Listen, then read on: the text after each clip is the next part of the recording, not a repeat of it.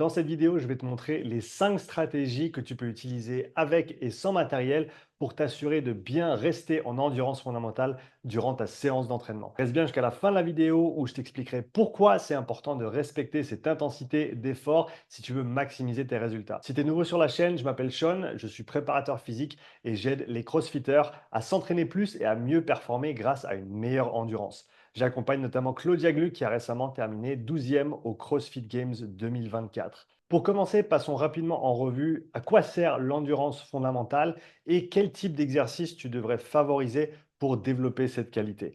L'endurance fondamentale, c'est simplement un entraînement qui est effectué en continu à basse intensité. Ces séances peuvent aller de 20 minutes jusqu'à plusieurs heures d'entraînement selon ton niveau actuel et tes objectifs sportifs. Dit simplement, l'endurance fondamentale permet d'améliorer les capacités d'endurance cardiovasculaire et musculaire. Avec le temps, on verra notamment un élargissement du cœur, une meilleure capacité vasodilatoire, une augmentation des capillaires sanguins autour des muscles, ainsi qu'une augmentation du volume mitochondrial à l'intérieur des fibres musculaires.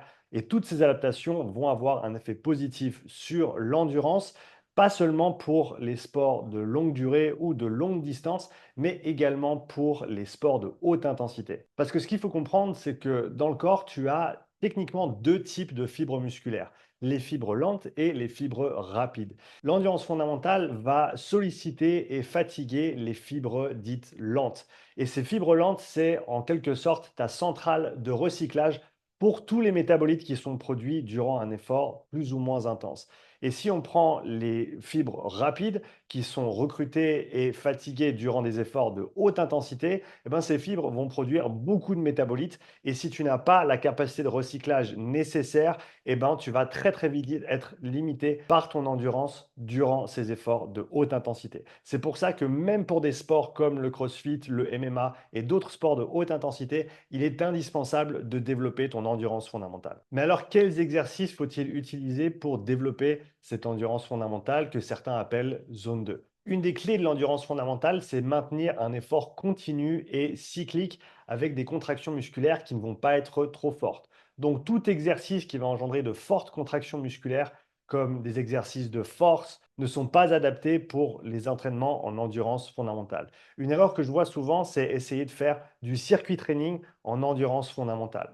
En général, je priorise plutôt le vélo et la course à pied pour tous mes athlètes qui souhaitent développer cette qualité d'endurance. Maintenant, voyons les 5 stratégies que tu peux utiliser dès aujourd'hui pour rester en endurance fondamentale durant ces séances. La première stratégie est celle d'utiliser des mesures de lactate à l'effort pour t'assurer de bien rester à la bonne intensité lorsque tu es en zone 2. Le lactate, c'est ni plus ni moins qu'un demi-sucre. C'est-à-dire que le corps va prendre des molécules de glucose et va les casser via ce qu'on appelle la glycolyse, qui est un des processus énergétiques qui prend place dans les fibres musculaires et va générer deux molécules de lactate. Ce lactate, on peut le réutiliser dans nos fibres musculaires et notamment dans les fibres lentes qui contiennent beaucoup de mitochondries. Et donc, pour utiliser le lactate pour vérifier ton endurance fondamentale, il faudra faire une prise de lactate vers le début de la séance, à la 5e ou 10e minute, et à la fin de ta séance. Et l'idée, c'est qu'on veut voir des valeurs de lactate qui sont très très proches l'une de l'autre entre le début et la fin de ta séance d'endurance fondamentale pour vérifier cette intensité. Si on voit une augmentation significative de plus de 0,5 millimoles durant ta séance, on considère que tu n'es plus en endurance fondamentale. Forcément, cette stratégie demande l'utilisation d'outils qui ne sont pas accessibles à tous. Et donc, voilà une autre stratégie que tu peux utiliser pour vérifier ton endurance fondamentale. Et celle-ci, c'est à l'aide de la fréquence cardiaque. Mais contrairement à ce que beaucoup de gens prônent, je suis contre l'utilisation des pourcentages de fréquence cardiaque maximale. On dit souvent qu'il faut faire son endurance fondamentale à 70% de sa fréquence cardiaque maximale. Le problème, c'est qu'il y a une variation entre les individus qui est considérable quand on parle de cette fréquence cardiaque relative à la fréquence cardiaque maximale. Donc, plutôt que de regarder un pourcentage fixe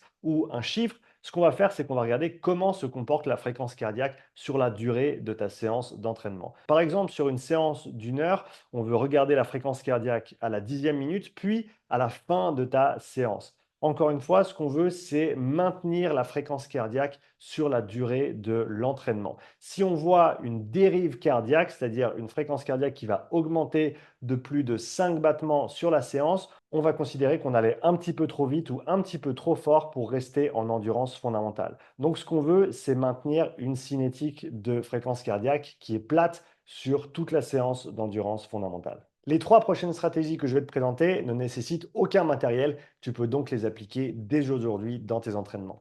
La première stratégie sans matériel sera celle du RPE. En anglais, RPE veut dire Rating of Perceived Exertion, c'est-à-dire ton évaluation de la perception de l'effort. Et pour l'endurance fondamentale, on voudra respecter entre 2 et 3 sur 10 de difficulté. C'est-à-dire que si tu commences à sentir tes jambes qui brûlent, que ta respiration devient soutenue, on n'est plus en endurance fondamentale et il faudra ralentir si tu veux maintenir cette intensité sur le reste de ta séance. Une autre stratégie qui ne nécessite pas de matériel, c'est celle de la respiration nasale. Et bien entendu, on peut très bien faire un effort à moyenne, voire à haute intensité en respirant par le nez, bien que ce ne soit pas très confortable. Mais en gros, si tu peux confortablement respirer par le nez durant ta séance d'endurance fondamentale, il y a de grandes chances que tu sois à la bonne vitesse ou à la bonne intensité pour développer ces qualités. Et finalement, la dernière stratégie, c'est celle du talk test. Si tu peux parler avec quelqu'un au téléphone ou durant ta séance d'entraînement sans être entravé par l'effort, tu peux également considérer que tu es à la bonne intensité pour effectuer ton endurance fondamentale. Dès le moment où tu vas commencer à raccourcir tes phrases et prendre plus de respiration entre tes mots pour parler, on va considérer que tu n'es plus en endurance fondamentale.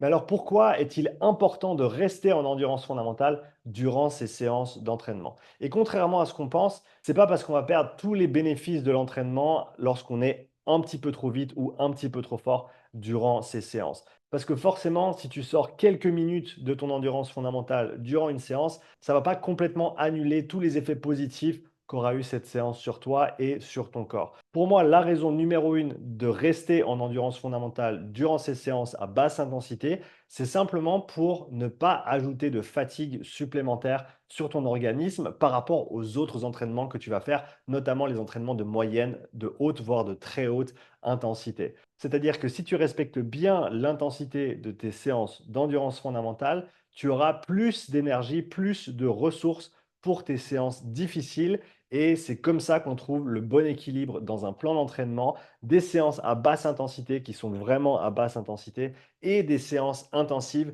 qui vont vraiment pouvoir t'aider à te développer et améliorer tes performances en endurance. D'ailleurs, il s'avère que l'endurance fondamentale peut même t'aider à développer ta VO2 max ou ta consommation d'oxygène maximale. Je t'invite à regarder cette vidéo si tu veux en savoir plus sur le sujet. Merci d'avoir regardé cette vidéo. Si tu as des questions ou des commentaires, n'hésite pas à les laisser en dessous et on se voit dans la prochaine vidéo. Ciao!